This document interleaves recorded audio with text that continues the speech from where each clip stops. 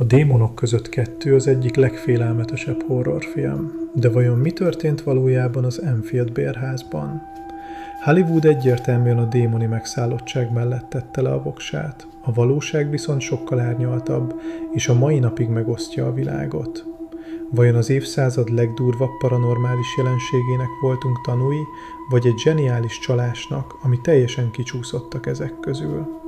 Nézzük meg azokat a bizonyítékokat, amiket a film elhallgatott. Kezdjük ott, hogy a filmben Ed és Lorraine Warren a család megmentői. A valóságban viszont a brit kutatók szerint Warrenék mindössze 1-2 napot töltöttek a házban, és inkább csak a média felhajtás miatt érkeztek. Az igazi, hónapokig tartó nyomozást Maurice Grosse vezette.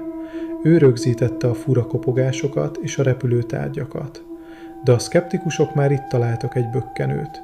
Maurice nem sokkal korábban veszítette el a lányát, akit szintén Janetnek hívtak.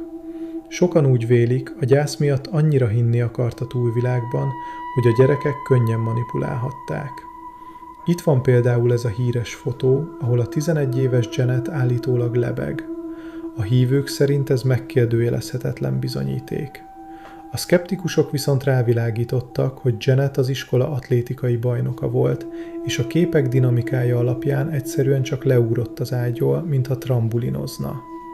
Ráadásul a kutatók egyszer egy rejtett kamerával rajta kapták a lányokat, amint épp kanalakat hajlítgatnak és seprőnyéllel kopognak a plafonon, amikor a felnőttek nem figyeltek.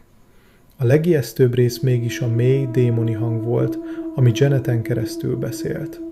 A lányok védelmezői szerint egy 11 éves gyerek képtelen lett volna órákon át így beszélni anélkül, hogy tönkretenné a hangszálait.